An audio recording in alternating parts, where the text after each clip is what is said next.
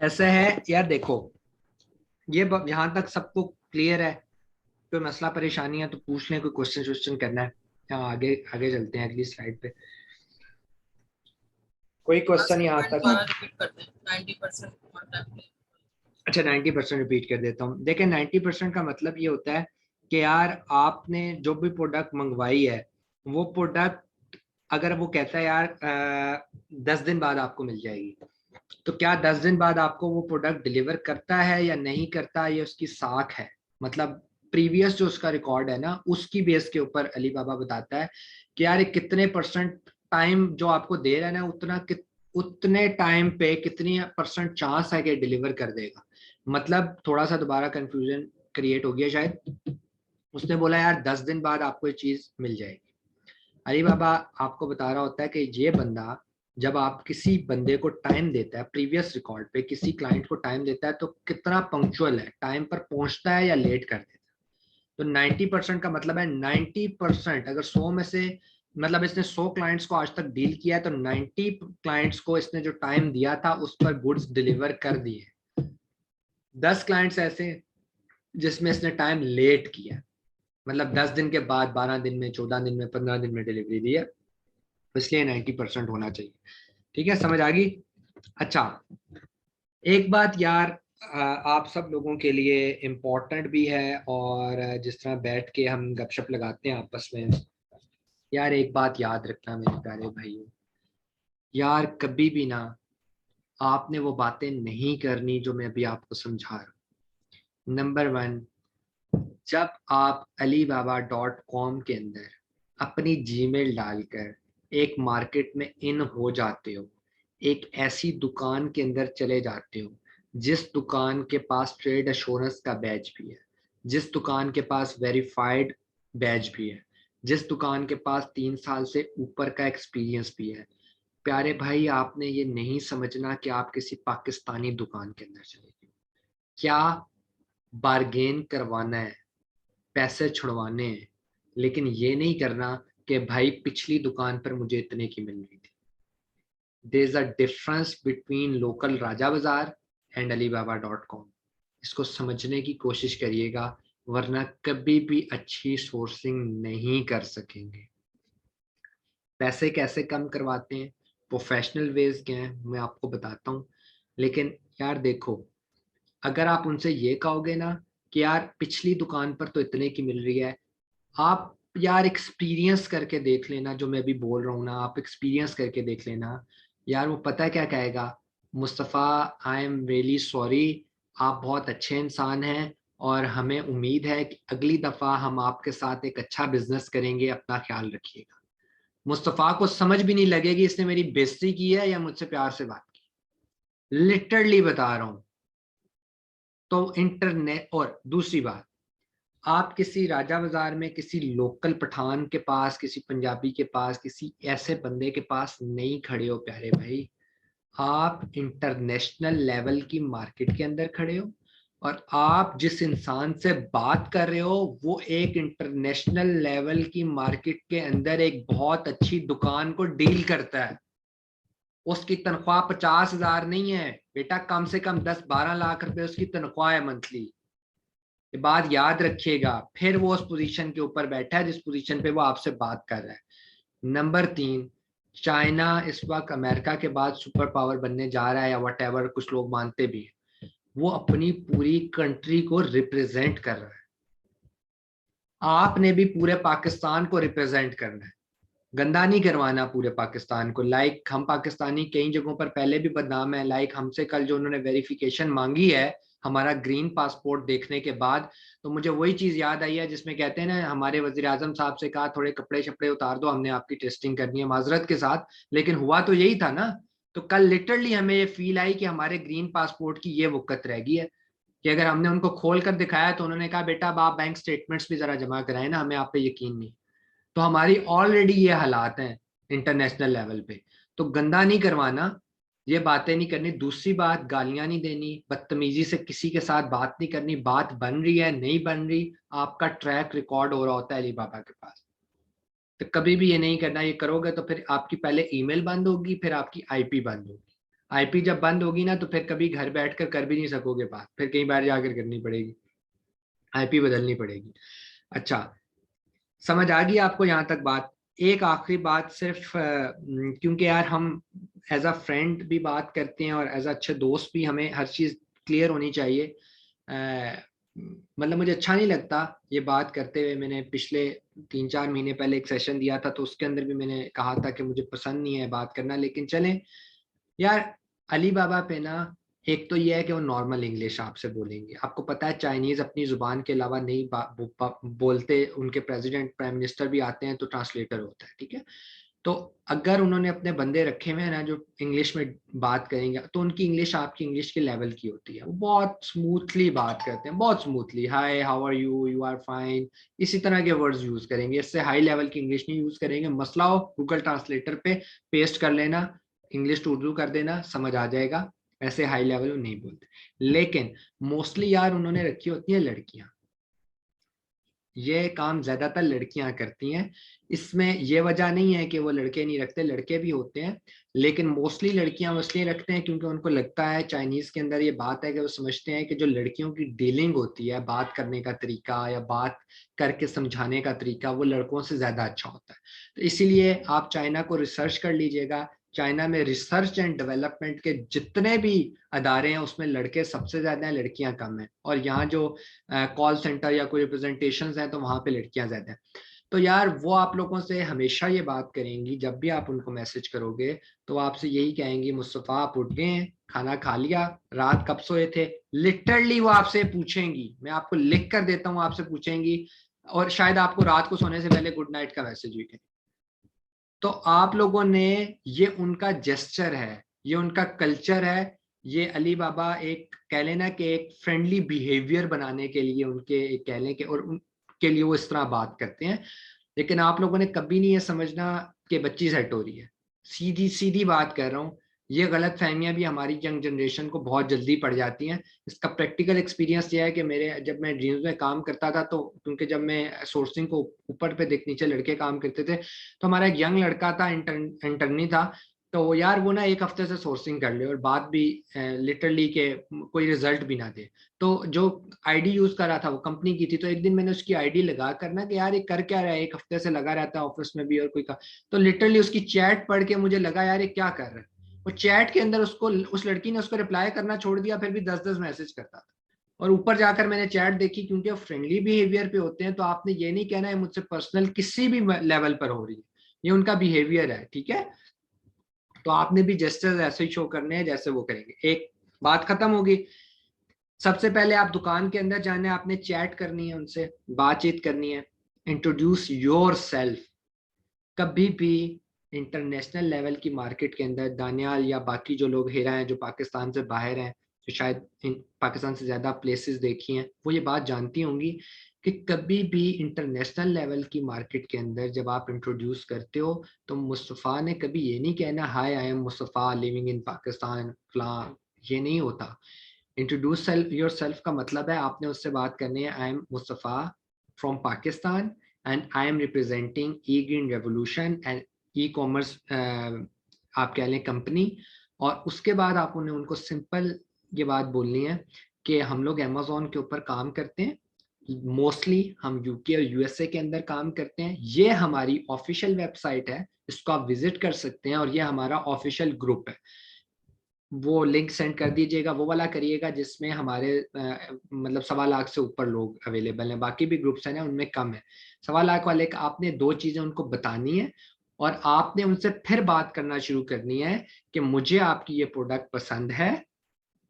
अब आपने क्या उसको बताया कि मैं मुस्तफ़ा हूं और मैं एक प्रोफेशनल बंदा हूं, और आपने उसको सबूत के तौर पे अपनी ऑफिशियल वेबसाइट और अपना एक सोशल मीडिया का एक लिंक सेंड किया है, ताकि जब वो आपसे रिप्लाई में बात करेगा तो उसके जहन में ये होगा, मुस्तफ़ा मुझसे सिर्फ मजे नहीं ले रहा, मतलब सिर्फ बातें नहीं पूछ रहा, ये एक प्रॉपर एक कंपनी को रिप्रेजेंट करता है और ये एक सीरियस बायर है। समझ आ रही है? ये आपको सिखाता है। नंबर 2, एमओक्यूज क्या होते हैं? एमओक्यूज बेटा होते हैं कि आपने फर्ज कर लें एक बॉटल उससे बनवानी है, तो आप उससे कहोगे यार अगर मैं 500 बॉटल बनवाऊं तो क्या रेट दोगे, 1000 बनवाऊं तो क्या रेट दोगे, और 2000 बनवाऊं तो क्या रेट दोगे। एमओक्यू जिसको कहते हैं minimum order quantity. Negotiation on prices पहले ही बता चुका हूं कि अगर वो आपको $5 की चीज कहते हैं ना, तो यकीन कीजिए कि अगर हालांकि पठान भाई भी हमारे भाई हैं, लेकिन एक कहावत मशहूर है ना कि पठानों से आप चीज लें जाओ, ₹5 मांगेंगे तो शायद ₹1.5 की दे दे। तो चाइना वाले भी ऐसे ही, वो आपसे ₹5 की चीज बोलेंगे ना, इतनी ज्यादा बार्गेनिंग करते हैं, आपकी सोच है। करते करते करते हो सकता है ₹2 पर आ जाए। यार आप मुझे एक बात बताओ, अगर एक एक चीज बिक रही है, एक चीज की प्राइस लगी हुई है $7 की, $7। अब्दुल्ला और मेरे दरमियान एक शर्त लगी थी एक जमाने में। मैंने अब्दुल्ला से कहा, जब अब्दुल्ला ड्रीम में होता था और मैंने छोड़ दिया था, तो मैंने अब्दुल्ला से कहा, अब्दुल्ला एक चीज है ₹7 की अली बाबा पे मिल रही है फलां सप्लायर से, यार अगर वो चीज तुम मुझे ₹3 की उससे ले दो ना, तो मैं तुम्हें खाना खिलाऊंगा। ये शर्त थी मेरे अब्दुल्ला की, लिटरली यकीन कीजिएगा। सुबह अब्दुल्ला का मुझे मैसेज आया था, अहमद भाई रात खाने के लिए तैयार रहिए। ओवरनाइट आप समझें या विद इन, क्योंकि अली बाबा ऑफ होता है, तो आप ये समझ लें कि विद इन 3 आवर्स या 4 आवर्स जो भी थे दिन के, उसके अंदर अब्दुल्ला ने उससे बार्गेन करके उसको 3 पर लिया, जो मेरे लिए अनएक्सपेक्टेड था, मैं नहीं समझ रहा था। अब आपको समझ लगी कि वो कैसे ले आया नीचे, क्योंकि उसको बार्गेन करना, निगोशिएशन करना आता है, उसने अपनी कंपनी को। तो इसीलिए जब मैं आपको कहता हूं ना कि अभी अब्दुल्ला किसी, या अब्दुल्ला अब्दुल्ला इसलिए कह रहा हूँ क्योंकि टेक्निकल डिपार्टमेंट का हेड है, आप में से जितने लोग इंशाल्लाह वर्किंग करेंगे सबसे पहले उसी लड़के के साथ अटैच होंगे, फिर नीचे जाएंगे। तो अभी अगर वो डॉक्यूमेंटेशन प्रोसेस को देख रहा है ना, तो इसका मतलब ये नहीं है कि उसको उसको सोर्सिंग नहीं आती। इसी तरह आप लोग भी इंशाल्लाह इंशाल्लाह जब इस फील्ड के अंदर 2-3 साल बाद एक्सपीरियंस हासिल कर लेंगे, तो आप लोग भी बहुत ऊपर चले जाएंगे। फिर आप लोग भी सिर्फ इंशाल्लाह हेड करके लोगों को बताएंगे यार ऐसे नहीं ऐसे कर। तो कहने का मकसद यह है कि सोर्सिंग में इतनी ज्यादा गुंजाइश होती है। अब कॉन्टेक्ट एटलीस्ट 3-6 सप्लायर्स, मतलब कम से कम 6 दुकानों में जाएं, फिर फैसला करें। ऐसा नहीं होना करना चाहिए पहली 2 दुकानों पे गए फैसला करें। फाइनलाइज 2, उनमें से 2 लोगों को सिलेक्ट करें कि यार ये 2 लोग दुकानें, इनसे मेरी बार्गेनिंग होगी है, ये 2 लोग अच्छी प्राइस पर चीज दे रहे हैं, फाइनलाइज हो गए। Order the samples. What are the samples? Samples क्या होते हैं? देखें बेटा, आपने एक प्रोडक्ट हंट की, गौर से सुनिएगा, आज का सेशन थोड़ा लंबा है लेकिन इंटरेस्टिंग है, ठीक है। आप लोगों ने एक चीज सिलेक्ट, एक प्रोडक्ट हंट की, टॉप 10 की। टॉप 10 के अंदर से आपने एक कंपीटेटर सेलेक्ट करना है। मतलब गौर से सुनिएगा, 10 लोग आप लोगों ने निकाले, स्टैट्स बहुत अच्छे थे, हीलियम शीलियम सबसे पास होगी। अब जो टॉप 10 होते हैं, उन टॉप 10 के अंदर से, पहले भी मैंने आपको बताया था कि आपको उनमें से एक बंदा सिलेक्ट करना पड़ता है जिसकी जगह आप कहते हैं मैंने छीननी है। मतलब वो बंदा 5वें नंबर पर है, आप अपने जहन में रखते हो यार इस 5वें नंबर की जगह मैंने छीननी है। अब उन 10 में से वो जो 5वें नंबर पर है, चौथे पर है, तीसरे पर है, छठे पर है, जहां पर भी है, उन 10 में से जिसको आपने सोच लिया इसकी जगह मैंने छीननी है, आप उसी का डिजाइन कॉपी करोगे। पहली चीज याद रखिएगा, आप उसी का डिजाइन कॉपी करोगे। मैं रिपीट कर रहा हूं कि अगर कोई क्वेश्चन हुआ मुझसे में इस बारे में पूछिएगा भी, ठीक है, अगर समझ ना आया तो आप उसका डिजाइन कॉपी करोगे 110% डिक्टो। अब आप मुझे कहेंगे अहमद भाई यार ये कैसे हो सकता है कि मैं उसका डिजाइन कॉपी कर लूं?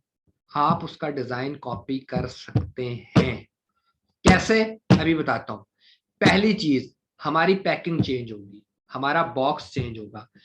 मतलब चेंज हो सकता है वो किसी और बॉक्स में दे रहा है, हम किसी और, अगर बॉक्स सेम भी हो जाए कोई मसला नहीं है, ऊपर लोगो चेंज होगा। पहली चीज, जब आप अली बाबा पर बेटा जाते हो तो आप हवा में तो नहीं बोल रहे होते हो मुझे ये चीज चाहिए। आप कहते हो मुझे आइस क्यूब चाहिए, वो सप्लायर पूछेगा ना बेटा कौन सा आइस क्यूब चाहिए, उसकी तस्वीर तो दिखाओ, बताओ तो सही उसकी डायमेंशन क्या है, बताओ तो सही उसका वेट क्या है, बताओ तो सही उसका साइज क्या है, बताओ तो सही उसका डिजाइन क्या है। ये चीजें आपको कौन देगा? बताओ तो सही उसका मटेरियल क्या है। अपने पास से तो मुस्तफा आइस क्यूब बनाता नहीं है कि घर से बैठकर बताएगा इस मटेरियल की निकाल दो। वो मटेरियल, वो साइज, वो डिजाइन होता है आपके कंपटीटर का, जो आपने 10 में से सिलेक्ट किया है मैं इसकी जगह छीनूंगा। वो 10 में से जब वो बंदा निकलता है कंप्यूटर, जस्ट लाइक मार्केट में ब्रांड्स के रेप्लिका, हेरा वेरी इंपॉर्टेंट एंड क्वेश्चन में इसी के जवाब की तरफ आ रहा हूं। We are not going to sell a replica. What is private label? Your own brand.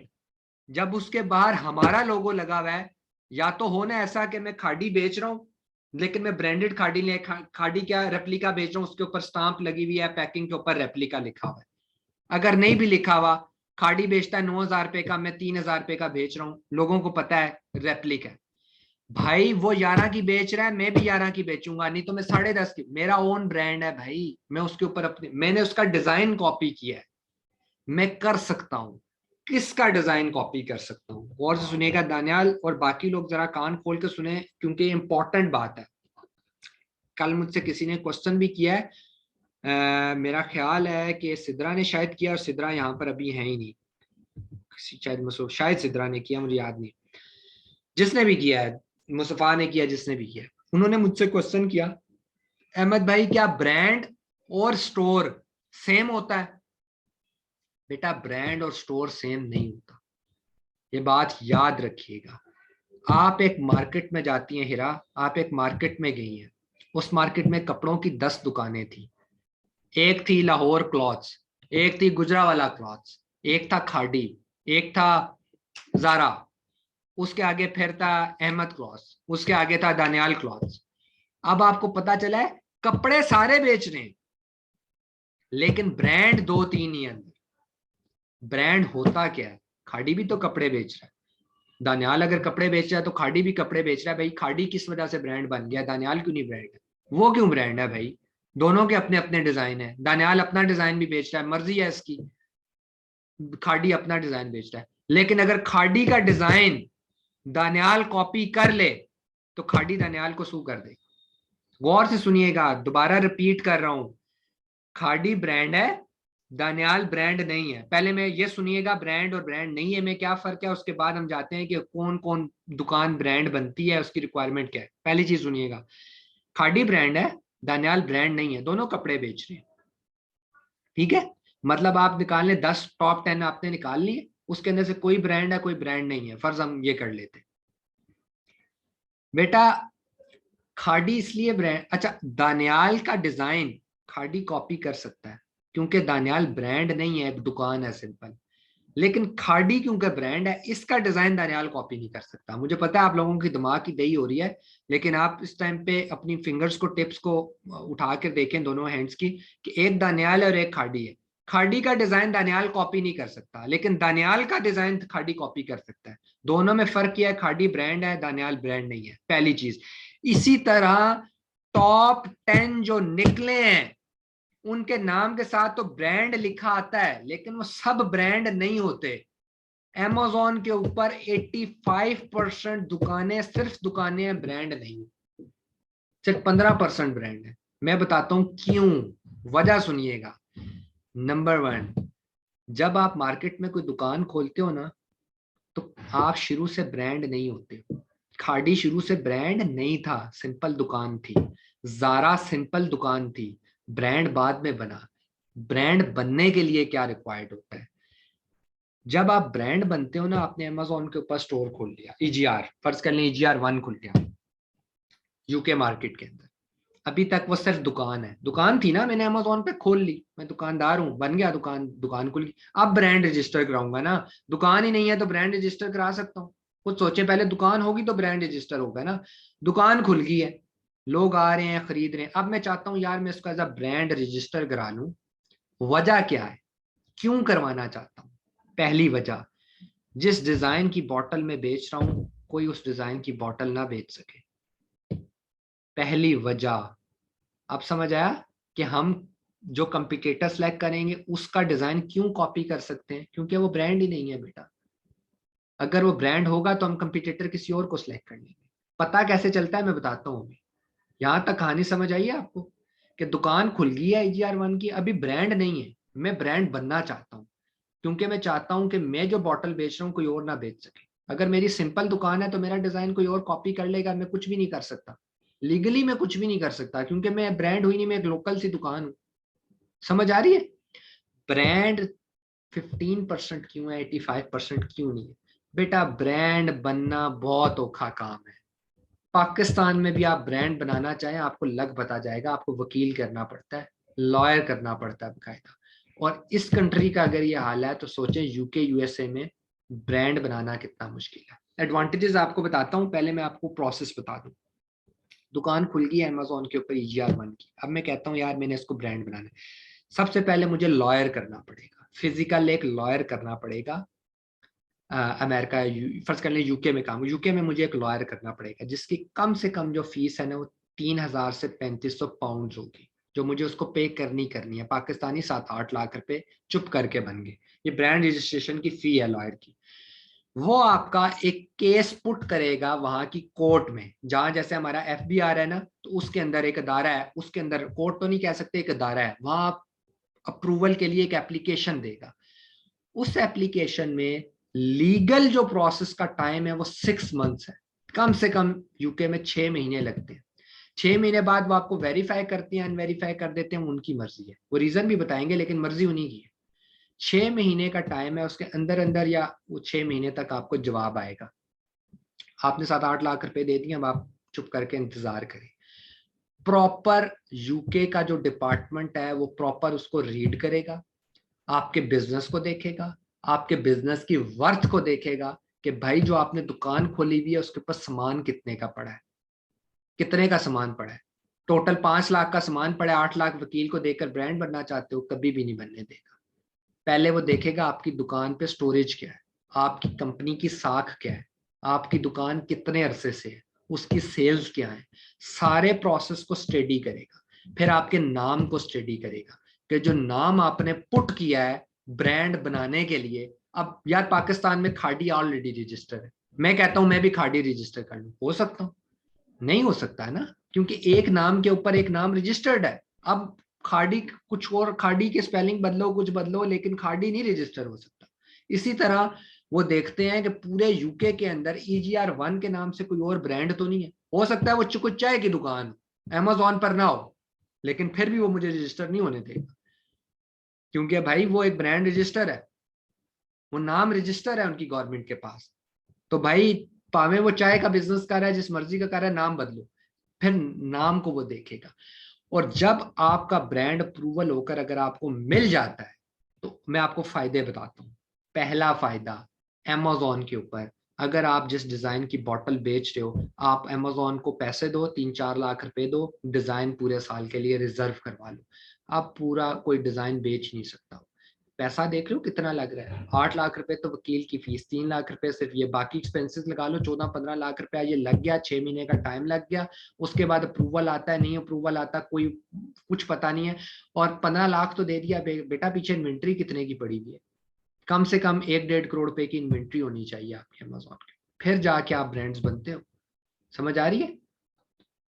आपको समझ लग गई है ब्रांड बनना कितना मुश्किल काम है? एडवांटेज क्या है? एक दफा मेरे नाम से EGR रजिस्टर हो गया यूके में, पूरे यूके में कोई ढाबा भी नहीं खोल सकता EGR के नाम का। यार अमेजोन छोड़ो, कोई ईबे के ऊपर भी नहीं खोल सकता, कोई वॉलमार्ट पे भी नहीं खोल सकता, कोई यार अपने घर के बाहर बोर्ड नहीं लगा सकता EGR1, ये मेरा नाम है। समझ आ रही है?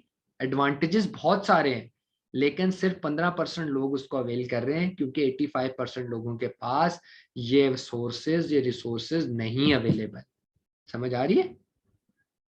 यही वजह है कि जब आप कॉम्पिटिटर सेलेक्ट करते हो तो 85% चांस होता है कि वो कॉम्पिटिटर ब्रांड नहीं है, वो स्टोर है। और अगर तो वो स्टोर है तो आप उसका डिजाइन कॉपी कर सकते हो, चुप करके अली बाबा को दो, अगर उसकी सेल्स अच्छी है, वो महीने के 500 बेच रहा है, बहुत अच्छी बात है। वो 11 रुपए की बेच रहा है, आप उसी डिजाइन को 10 रुपए की बेचना शुरू कर दो, प्रॉफिट कम कर दो ना, मैं आपको प्रॉफिट निकालना सिखाऊंगा, 10 रुपए में भी आपको प्रॉफिट होगा। 10 रुपए की बेचना शुरू कर दो, सेम डिजाइन बेचना शुरू कर दो, क्वालिटी उससे थोड़ी बेहतर कर लो, आप छा जाओगे मार्केट, मार्केटिंग अच्छी कर लो। समझ आइए आपको ये बात? अच्छा, ये कहानी आपको होपफुली बड़ी कॉम्प्लिकेटेड थी, लेकिन आपको समझ होपफुली आ गई होगी, क्योंकि ये बहुत इंपॉर्टेंट है। ब्रांड और स्टोर में फर्क होता है, इसीलिए पहले आप स्टोर खोलते हो, 2-2.5 साल काम करते हो, टका के अपनी वर्थ बनाते हो, और उसके बाद आप चेक करते हो। मैं पेटेंट का बताने लगा हूँ। कंपटीटर सेलेक्ट कर लिया, प्रोडक्ट सेलेक्ट कर ली, सप्लायर के पास जाने से पहले प्रॉफिट मार्जिन में निकालना सिखा दूंगा किस तरह निकलता है। सप्लायर से मगजमारी ज्यादा नहीं करनी, मैं बताता हूँ, मतलब पेटेंट के बाद करनी है। What is patent? आप उस डिजाइन को उठाते हो, फर्ज करो मैं एक बॉटल बेचना चाहता हूँ, मैंने कंपटीटर की पिक्चर उठाई, उसका लिंक उठाया, उसका जो है ना वो क्या उसको कहते हैं एसिन उठाया। मैं आपको डिफरेंट कंपनीज बताऊंगा। मलेशियन कंपनी सबसे अच्छा पेटेंट चेक करती है। पेटेंट क्या होता है? पेटेंट एक रिपोर्ट को कहते हैं। उस रिपोर्ट के अंदर लिखा होता है कि आप इस डिजाइन को यूके में बेच सकते हो या नहीं बेच सकते, किसी ब्रांड ने इसको रिजर्व करवाया है या नहीं करवाया, अगर तो रिजर्व करवाया है तो कितने परसेंट रिजर्व करवाया है। मतलब there is a two type of patents. Number one, design patent, मतलब आप बेच सकते हो, मतलब आप बॉटल बेच सकते हो लेकिन इसका डिजाइन बदल दो, कितने परसेंट बदल दो उस रिपोर्ट में लिखा होता है। 40% बेचो, 30%, 35% चेंज करो, बड़ा लिखा होता है इस रिपोर्ट में, इसको कहते हैं पेटेंट रिपोर्ट। और दूसरा पेटेंट होता है जिसको हम कहते हैं प्रोडक्ट पेटेंट। प्रोडक्ट पेटेंट निकला है, इसका मतलब है आप प्लास्टिक बॉटल ही नहीं बेच सकते, लेकिन प्रोडक्ट पेटेंट का 1% भी चांस नहीं होता निकलने का, 1% भी नहीं, लेस देन 1% चांस है, तो उसको तो आप इग्नोर कर दें। डिजाइन पेटेंट, पेटेंट रिपोर्ट में डिजाइन पेटेंट निकल सकता है, 85% चांस है कि पेटेंट नहीं होगा, 15% चांस है कि पेटेंट हो सकता है। इसकी हालिया एग्जांपल मैं आपको बताता हूं।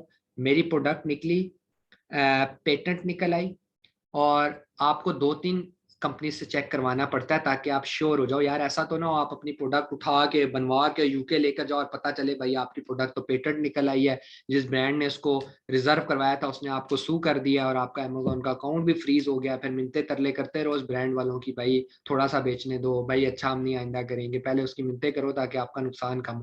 कभी भी अलाउ नहीं करते, कभी भी अलाउ नहीं करते, ठीक है। तो लेकिन मिन्नतें तरले करो या फिर अपना स्टॉक उठाओ वापस लेकर आओ, होलसेल मार्केट में यूके में बेचो, काफी प्रॉब्लम है। अच्छा, और मैं हमेशा कहता हूँ यार, फिर रिपीट कर रहा हूँ, आप लोग बहुत लकी हो कि इंशाल्लाह इंशाल्लाह आप लोग ईजीआर के साथ काम करोगे। हमारे यूके के अंदर अल्हम्दुलिल्लाह टीम के मेंबर्स मौजूद हैं। हमारे हमें जो कल प्रॉब्लम आया, उन्होंने हमसे बैंक स्टेटमेंट मांगी, आप यकीन कीजिए कि मैंने, मेरे बहुत प्यारे दोस्त भी हैं, भाई भी हैं, पार्टनर्स भी हैं, हर चीज है वो उनके साथ, उनकी फैमिलीज वहां पे सेटल हैं। मैंने वो टैक्स डिपार्टमेंट में गवर्नमेंट जॉब करते हैं, यूके के टैक्स डिपार्टमेंट में खुद जॉब करते हैं, गवर्नमेंट जॉब करते हैं, मतलब वहां के रेजिडेंट हैं। मैंने फौरन से पहले उनको मैसेज किया, नवीद भाई यार ये मेल आई है, तो उसने मुझे बड़ी तसल्ली दी और उसने मुझे कहा अहमद मैं तुम्हें कुछ तरीके बताता हूँ, इस तरीके से अप्लाई करना हो जाएगा। तो ये चीजें जरूरी होती हैं। अगर आप एज अ इंडिविजुअल कर देते हो किसी क्लाइंट की लॉन्च और लॉन्च पेटेंट निकल आती है, तो फिर आप क्या करोगे? वहां पर तो कोई ऐसा बंदा भी नहीं है जो आपके स्टॉक को उठाए और उठाने के बाद होलसेल मार्केट में बेच दे, ताकि अगर आपका लॉस 5 लाख का होना था तो यार लाख रुपए का हो 4 बच जाए, 1.5 का हो 3.5 बच जाए। लेकिन अगर वहां पर आपके टीम मेंबर्स नहीं प्रेजेंट तो आप लोग बहुत खज्जल खुआर हो जाओगे, ठीक है। अच्छा, पेटेंट के बारे में आपको पता चल गया। तो प्रोडक्ट पेटेंट निकल आई थी जो हमने की।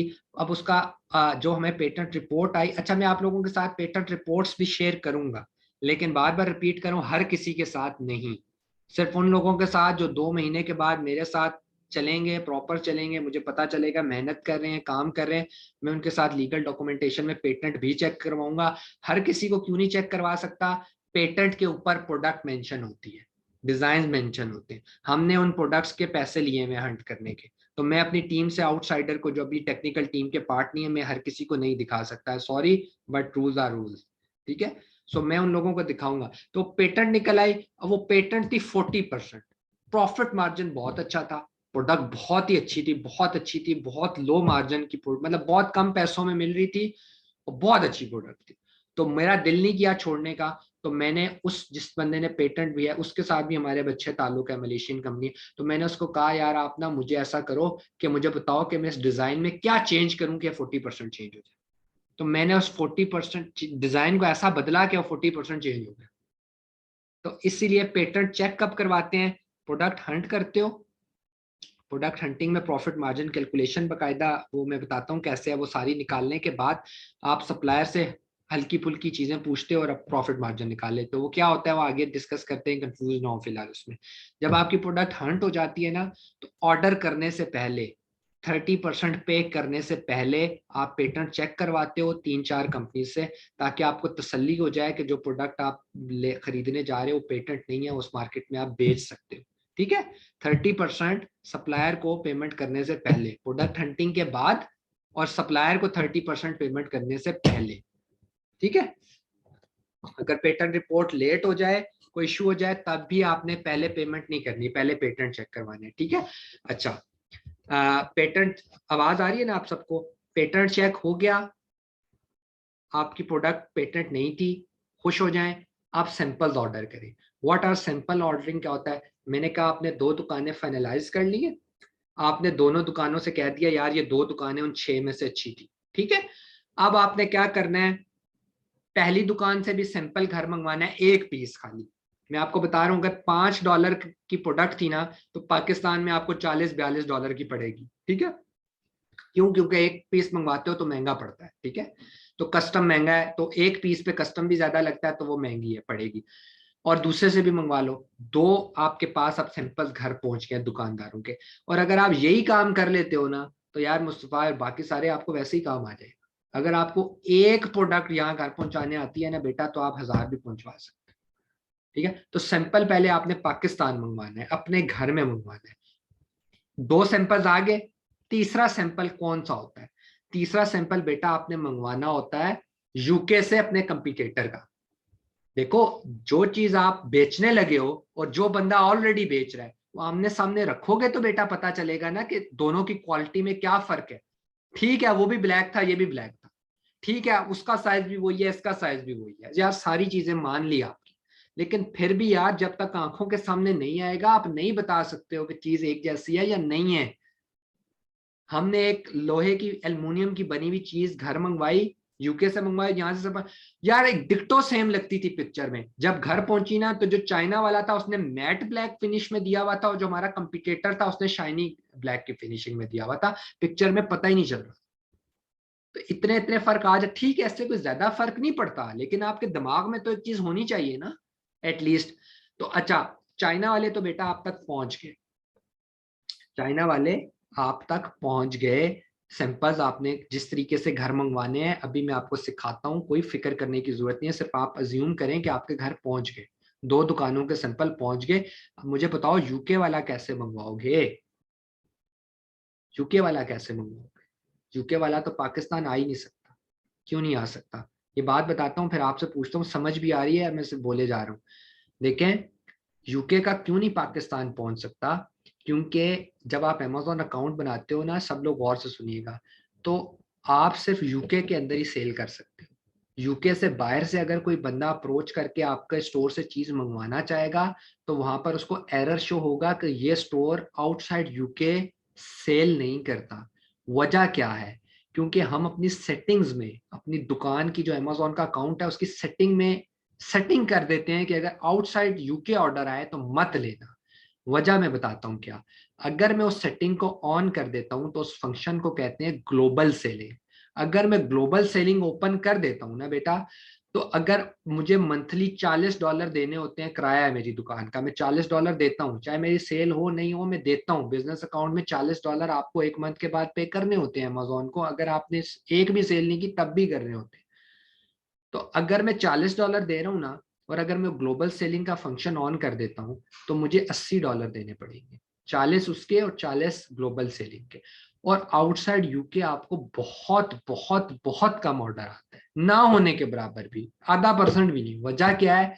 यार मैं चाइना से पाकिस्तान मंगवाता हूँ, $5 की प्रोडक्ट 40 में पड़ जाती है। मैं यूके से मंगवाऊंगा बेटा, मुझे $5 की प्रोडक्ट $60 में पड़ेगी। तो पागल का बच्चा हूँ कि मैं पाकिस्तान में बैठ के यूके से चीजें मंगवाता। पहले वो कस्टम में फंसे, महीने बाद मेरे तक पहुंचे, पता नहीं पहुंचेगी नहीं पहुंचेगी, फिर अमेजोन को क्लेम करूं, फिर पैसे मंगवाऊं। मैं इतनी खप में क्यों पढ़ूं भाई, मैं पाकिस्तान से ही ले लेता हूँ।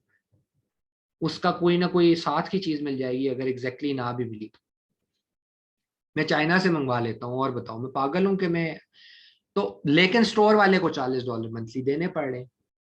और ज्यादातर जो लोग मंगवाते भी हैं आउटसाइड यूके, वो आपके कंपिटिटर्स ही होते हैं। उन्होंने आपका सैंपल ही चेक करना होता है। इसीलिए अब आप कहेंगे अहमद भाई मैंने कंपटीटर सेलेक्ट कर लिया, ब्रांड भी नहीं था, पेटेंट भी नहीं था, सैंपल्स भी आ गए, मैं कैसे मंगवाऊं यूके का सैंपल? फिर दोबारा कह रहा हूँ, इसी को कहते हैं एक टीम का होना। हम क्या करते हैं, हम यहाँ से चीज भेजते हैं, हम अपने हमारी जो वहाँ टीम के मेंबर हैं, मैं उनको लिंक भेजता हूँ, मैं कहता हूँ यार ये चीज अपने घर पे मंगवा लो, और TNT एक सर्विस है, बहुत अच्छी सर्विस है, उस सर्विस से मुझे पाकिस्तान भेज दो। पाकिस्तान भेज देता है, मेरे घर आ जाती है। Simple is this. अब आप एलिमिनेट करें, अगर आपके पास वहां बंदा मौजूद नहीं है तो क्या करोगे? You are dead. आप स्टक हो गए उस टाइम पे, आप कंपटीटर का सैंपल नहीं लेकर आ सकते हो।